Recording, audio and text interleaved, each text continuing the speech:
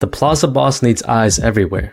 That's you. You're 15, sitting on a plastic chair outside a convenience store in Culiacan. You have a phone, a Coke, and one job. Money laundering enables cartels to produce the most lethal thing that they produce around the world, and that's corruption. It enables them to be able to control countries.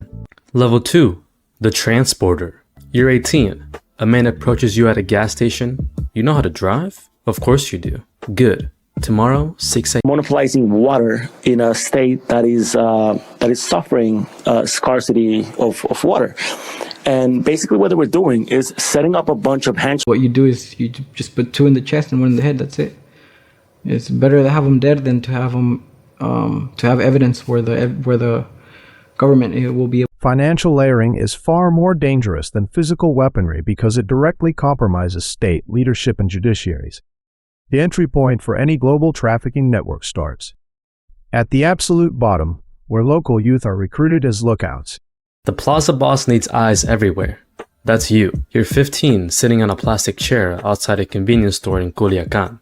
You have a phone, a Coke, and one job. Watch the road. If you see military trucks, you text a bird. If you see black SUVs with tinted windows, you text a snake. That means rival cartel. You're paid $100 a week.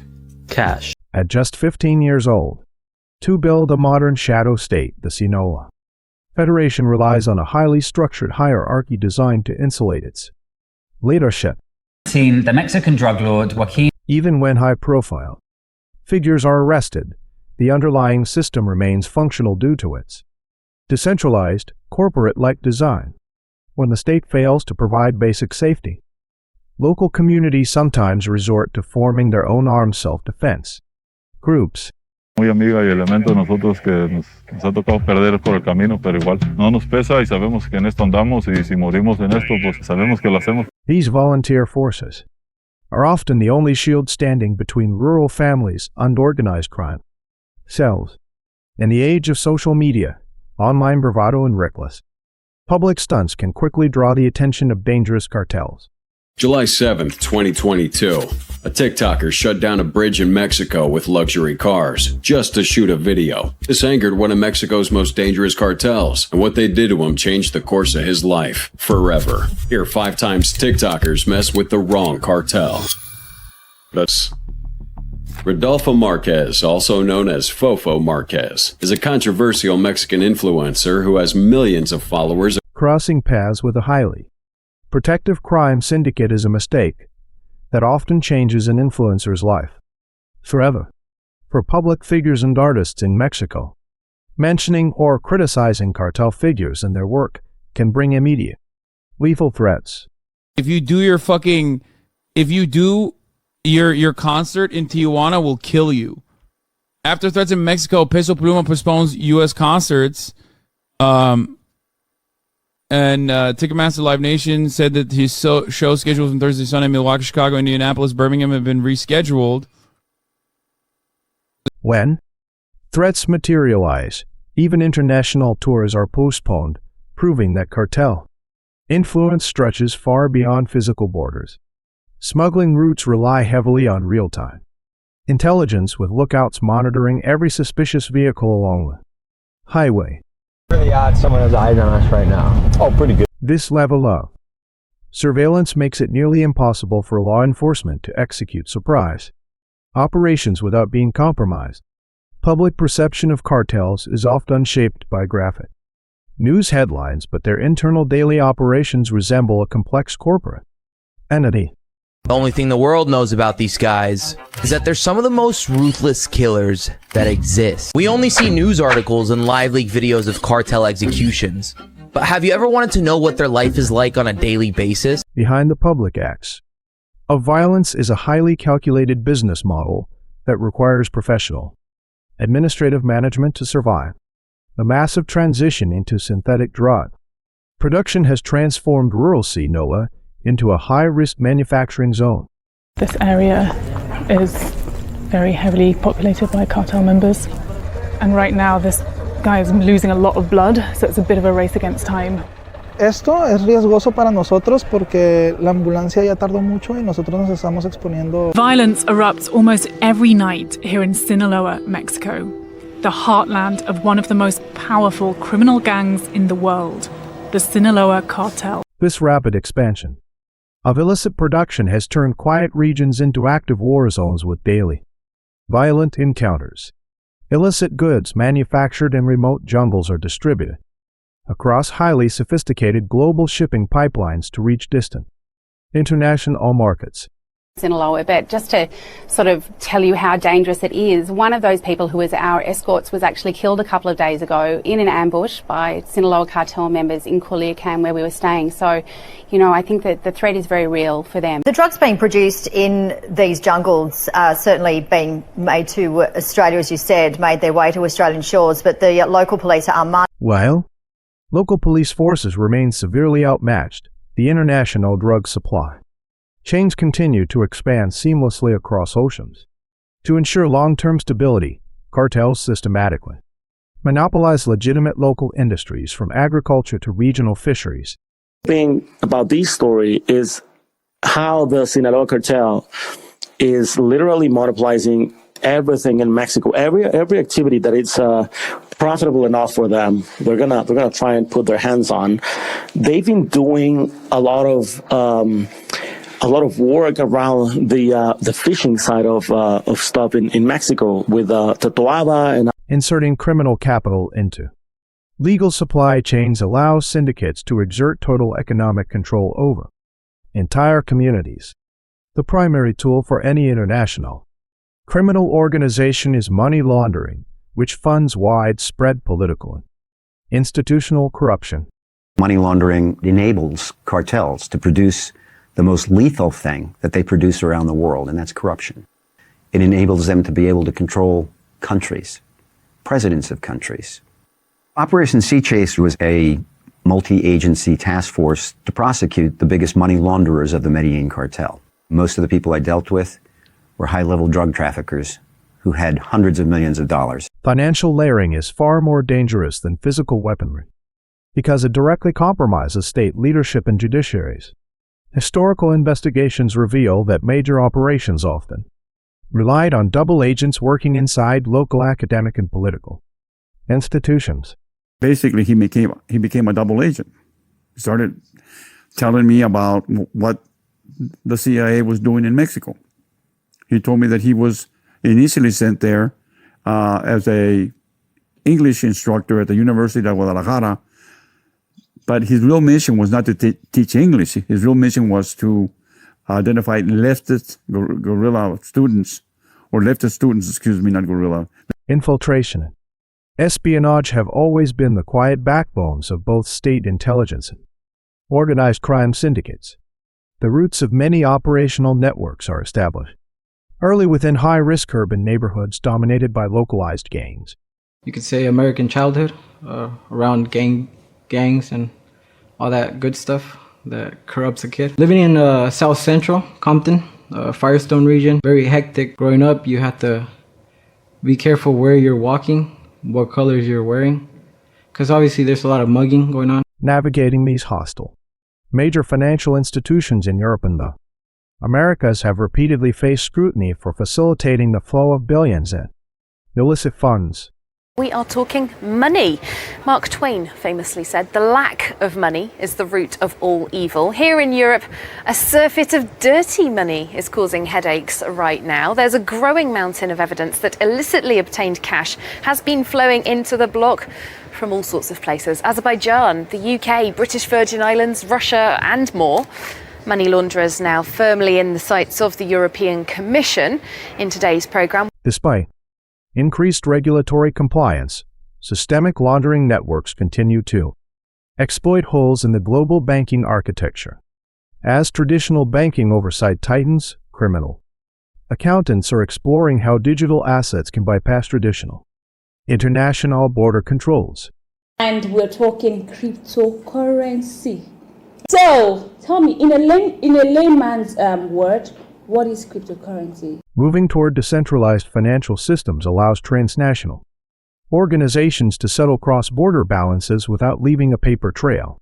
Mid-level logistics operations rely on transporters who move heavy commercial shipments across border states under the guise of legal cargo. Level 2. The transporter. You're 18. A man approaches you at a gas station. You know how to drive? Of course you do. Good. Tomorrow, 6 a.m. Warehouse on the south side. You show up. There's a white semi-truck. The cargo area is loaded with watermelons. Hundreds of them. Underneath the watermelons, welded into the floor, are 500 kilograms of methamphetamine. Your route? Sinaloa to Tijuana. 8 hours. Hiding highly lucrative. Contraband beneath legitimate commercial freight is a low-tech but highly effective shipping strategy. Internal power struggles between competing cartel factions often lead to prolonged urban warfare that paralyzes major municipal centers. The capital of Sinaloa, the military's narrative that they are fully in control begins to unravel. The rates of violence are still extremely high here. Since September, when this war between two factions of the Sinaloa cartel exploded, people have been dying on a daily basis. When violent clashes erupt in metropolitan areas, the illusion of state authority and public safety completely dissolve. Out in the rural corridors, local scouts establish lookout posts on high ground to monitor all passing traffic and state patrols. It was like our wild, wild west days out here where we were in chases every day. And what are the odds someone has eyes on us right now? Oh, pretty good, dude, because these are all scout hills. At what age would you say you officially joined an organization? Since I was about 10, 11 years old. We spoke with a cartel member last night that alleged that one of the ways it gets through is paying off Border Patrol, paying off police. Yeah, I would not disagree with that. A continuous flow of bribes to local border and police patrols guarantees that these key pathways remain open. The emergence of highly militarized cartels like the Jalisco New Generation Cartel has dramatically escalated the scale of conflict. The New Jalisco Generation Cartel, aka CJNG. I'd be doing you a huge injustice if I didn't tell you about the severity of this crime syndicate and its ruthless methods. Once you're aware of their operations, you'll understand why anyone, even someone as seemingly insignificant as a TikToker, would face serious danger by crossing paths with them. These groups operate with the discipline and equipment of professional soldiers, presenting a severe threat to national security. Historical precedents show that artists and cultural figures who ignore explicit warnings from these groups face severe consequences. This is not an organized unit that has made it a point to exercise incredibly creative, violent ways of incredible violence as a means of control over entire territories. This also happened with Chelino Sanchez. He was threatened in the same way and kept singing, "He's dead now." Like, these guys are at a completely different level, you know what I mean? The enforcement of these institutional investigations indicate that a vast majority of the firearms fueling cartel violence originate from legal sales across the U.S. border. The U.S. government, from the Government Accountability Office, that found that 70% of firearms found in Mexico traced their roots to America. Does that surprise you? That's probably lowballing it. You think it might even be closer to 80, 90? For sure. No, if anything, I feel like it would be a larger number.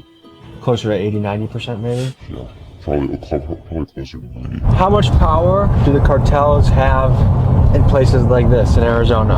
On the American side, they are very smart businessmen, right? They don't, The constant northbound flow of narcotics is directly matched by a southbound flow of high-caliber weapons. Over 100 smaller criminal groups compete for local monopolies, turning basic necessities and agricultural assets into lucrative targets. Dangerous like Sinaloa or CJNG. There's actually an estimated 150 cartels fighting for power across the state of Mexico. From water to avocados to smuggling narcotics, these cartels have their hands in anything that makes money. And if you step in their way, they have no issue starting a war in the middle of the street. Extorting legitimate local businesses ensures a steady stream of secondary revenue that is independent of international drug sales. Military eradication campaigns frequently target hidden cultivation fields in remote highlands, yet the overall production scale remains massive. Looking for any signs of cartel activity. This is more cannabis than I've ever seen in my life. The scale of drugs here is just enormous. I mean, this is a whole field of marijuana here. These guys are going to be camped up here for the next few days, just trying to destroy field upon field of cannabis, of poppy. The constant destruction of crops does little to impact the global supply when synthetic. Alternatives are easier to produce. Huge profit margins from high demand. Narcotics continue to fund the purchase of advanced military-grade hardware for cartel cells. Profits that these gangs are making, and increasingly from methamphetamine, are really fueling a whole new wave of violence for them. And there's also politically in Mexico, the new president has campaigned on kind of an appeasement strategy. He's not taking the cartels on, and they are, there's no doubt that they're emboldened by that, and there's concern that there'll be a lot more of this awful violence to come. When governments adopt a, in drought-stricken regions, criminal syndicates have begun seizing control of water sources to extort local agricultural producers. Monopolizing water in a state that is suffering scarcity of water. And basically what they were doing is setting up a bunch of henchmen or sicarios around small lakes, creeks, rivers, and then every farmer or every local in that area will have to pay a fee to use that water. Controlling vital natural resources gives organized crime groups leverage over the entire regional food supply chain. To clean massive amounts of physical cash, syndicates deploy teams of Smurfs to purchase low-value money orders and cashier's checks. Them Smurfs, because let's say there's 10 of them. Their job every day is to go to meet with their money contact. And that guy may have $500,000 in the trunk and a map that tells them where it is locally they can go to use cash to buy moneygrams, cashier's checks, money orders, traveler's checks. Breaking down millions of dollars into small, unremarkable transactions is a classic method that still bypasses bank alerts. Historic federal cases against cartel leaders were built on meticulous forensic work and the recovery of physical evidence from crime scenes. Where Kiki was tortured, we had picked up laundry bags. And one of the witnesses testified that he had seen the doctor depriving Kiki of oxygen by putting the laundry bags over Camarena's neck to deprive him of oxygen.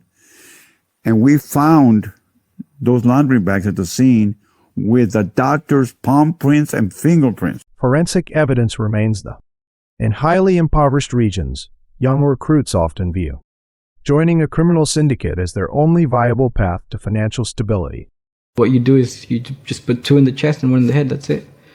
It's better to have them dead than to have them, to have evidence where the government will be able to incriminate you. Do you feel like in Mexico, if you want to kind of earn money, you have little choice but to get involved with the cartel? You can say in a when legal economic, international banking scandals demonstrate how financial institutions sometimes ignore warnings in favor of lucrative transnational fees.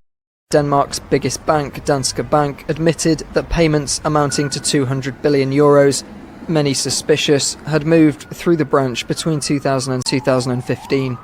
The Estonians had warned that this is going on, and these warnings were not heeded. So it took longer than it should have taken us, both Danish authorities, Estonian authorities, to end it, because there was a clear lack of quick cooperation, and I think we should all learn from this. Without swift and transparent international cooperation, tracking the global flow of laundered money remains incredibly difficult. The future of financial routing lies in decentralized digital networks, allowing transactions to bypass physical banking systems.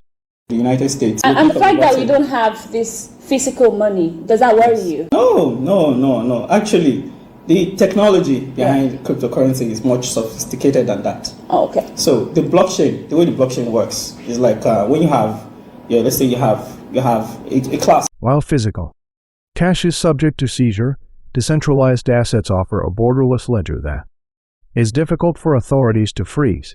While physical cash is subject to seizure, decentralized assets offer a borderless ledger that is difficult for authorities to freeze.